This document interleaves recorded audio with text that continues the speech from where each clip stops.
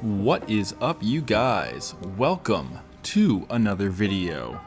Going way back, the first video I uploaded on this channel more than 2 years ago was a mini documentary discussing the almost decade-long lead-up the Phoenix Suns went through to get their franchise's first #1 overall draft pick. The player who they chose in that 2018 NBA draft was Deandre Ayton. We are now 2 years into the career of Ayton and a lot of minutes have been played. Today I want to break down Ayton's time in the NBA thus far. We will look at both what has gone well and what has not. Before we get going though, please hit that like button below. It only takes a second and trust me, it really does brighten my day. Also be sure to comment your thoughts on Deandre Ayton thus far and where you think he is headed either this coming season or down the road. And you might as well hit subscribe if you like listening to NBA or just basketball content in general. Now, let us get started. As already explained, Deandre Ayton was chosen with the first overall pick in the 2018 NBA draft. Leading up to draft night, it was pretty much understood around the league that Ayton was Phoenix's guy. He had a successful high school and brief collegiate career in Arizona, and his fit alongside fellow up-and-coming teammate Devin Booker was viewed as the next Shaq and Kobe pairing in the association. I am not going to pretend that I had this same prediction because I do not watch college basketball, but just going off of some pre-draft mixtapes, the idea did not seem too far-fetched. Immediately upon entering the NBA, Ayton showed that he was not like most underclassmen bigs selected in the lottery. He was not some long-term project with raw, unrefined skills. Instead, Ayton entered the league with a whole bag of post moves rarely even seen amongst NBA veterans.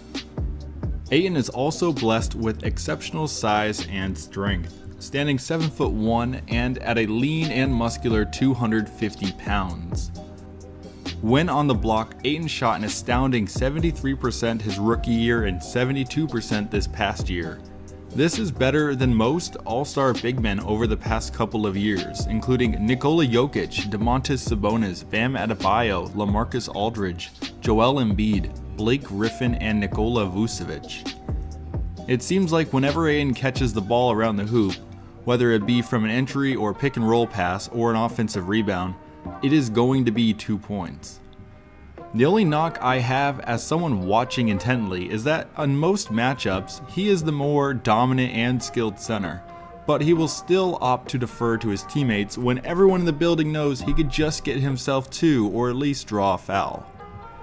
Stepping away from the basket a little bit, we get to see an uncommon skill set that forces defenses to stay close to him wherever he happens to catch the ball.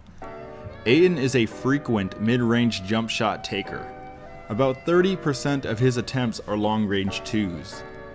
Though advanced statistics will tell you that just about all basketball players are better off either shooting 3s or getting to the rim, it is his willingness to attempt the mid-range J that forces opposing big men to stick to him. This in turn helps create space for his teammates like Booker to get high percentage looks. However, I must also point out that Ayton is actually a bit below league average in his efficiency with these mid-range attempts. Through 2 years, he is hitting about 38% of his long 2s, while the league average is about 41%.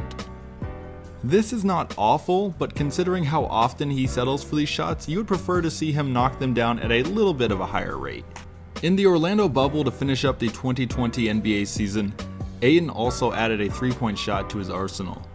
And this was noteworthy because despite being a 34% 3-point shooter in college attempting 1 a game, up until this point, Ayton had resisted taking long balls with the Suns. In an extremely small sample size of his career, Ayton is 3 of 17 from deep, an abysmal 17%. But in the bubble, he did go 3 of 10, which is a better but still bad 30%. The trends are pointing in the direction of him shooting 3s more often from here forward, and though it is obvious his value is far greater inside, it is his willingness to shoot these 3s that will space the floor out even more so for his teammates. When it comes to rebounding, few in the league can match Ayton's God-given ability. His total rebound percentage, that being the percentage of rebounds grabbed by a player while on the floor, is about 19% through 2 years. Good enough to rank him in the top 10 in the NBA. His actual rebounds per game improved from 10.3 as a rookie to an astounding 11.5 this past year. This ranked him 7th in the league. And his offensive rebounding has risen to an elite 3.9 per game, tying him for 3rd in the NBA. The ability to secure defensive boards and give his teammates second opportunities, which are often quick putbacks or kickouts to high percentage 3 balls, has helped his player efficiency rating hit 20. Only about 40 guys in the league are at a 20 or above. Defensively, Ayton is perplexingly average. Despite having the size, length, strength, and athleticism so highly sought after in defensive specialists, his defensive IQ hurts him the most. When Ayton is guarding the ball, or an opposing player drives right at him, it is an easy deflection or forced miss in most cases. But when he is forced to rotate over to provide the rim protecting help the team desperately needs, he is pretty much always at least a step too slow. What is happening here is a lack of awareness on the defensive end of the floor.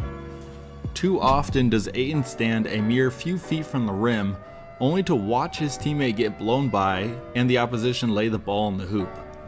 As a coach, this must be one of the most frustrating things in the world because it is on Ayton to recognize when he needs to get over. Thankfully, management made a smart decision and this past offseason acquired veteran big man Aaron Baines. Baines is an incredibly smart defender, but lacks the length and athleticism Ayton has. Nevertheless, he has been a positive influence in helping Ayton learn the ways of protecting the rim. Ayton improved his shot blocking ability from a poor 0.9 per game as a rookie to a respectable 1.5 per game this past year, though many believe this average should be up over 2. The other small aspects of Ayton's games are still underdeveloped. He is not great when putting the ball on the floor for anything other than a couple dribbles when executing a post move. And his passing is nothing special, though at the very least he is not a helpless giant who is completely useless anywhere beyond 3 feet from the rim. Cough cough Tyson Chandler. And his perimeter defense is neither good nor bad. It is just pretty much average, but as a 7-footer, that is okay. The biggest genuine gripe I have for Ayton, however, is his lack of off-the-court maturity. In his rookie season, this was not really a problem, but in year 2, 2 noteworthy examples of his negligent behavior cost the Suns team majorly. To open up the season after dropping 18 points, 11 rebounds, and 4 blocks in a win over the Kings, Ayton was suspended 25 games by the NBA for testing positive for a diuretic. This is a drug which is often illegally taken by athletes in order to increase water and sodium loss in the body. This is often used when attempting to remove other substances from the individual's system. Whether this is a recreational drug or a performance-enhancing steroid or hormone, we do not know. Only Ayton knows. As a professional, he needs to be smarter than this. The narrative growing around the Suns is the worry of Devin Booker requesting a trade so that he can chase playoff success with a competent organization. To cripple your team's chances of success right away by doing something so foolish is just unfathomably stupid. Not much of the specifics around the suspension are available online, but this cannot happen again. The second example of immaturity I want to point out is not nearly as dramatic, but still an important note in the representation of his character. In the Orlando bubble game against the Oklahoma City Thunder, a situation going in that everyone understood the only way to reach the playoffs was to remain perfect, Ayton missed the team's required testing window for the day. I think that this means he slept in.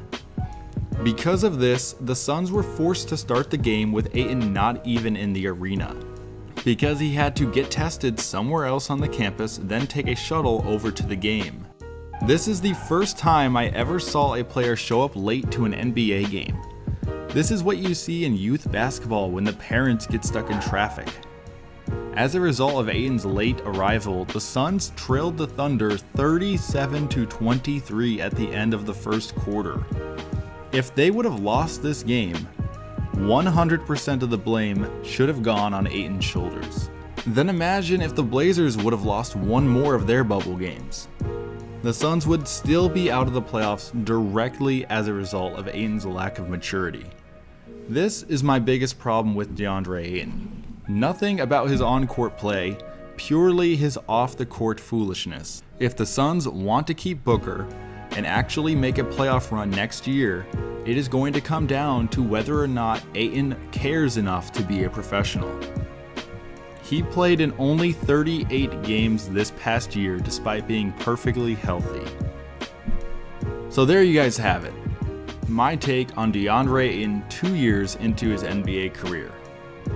Look, I recognize that Luka Doncic and Trae Young have been better players thus far, but Ayton is still a great center in the modern NBA and has the potential to be an all-star as soon as next season.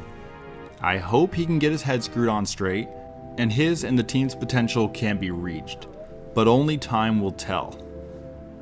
Thank you guys for watching through the whole video. It means the world to me, it really does. Please comment, like, and subscribe. I will see you all next time.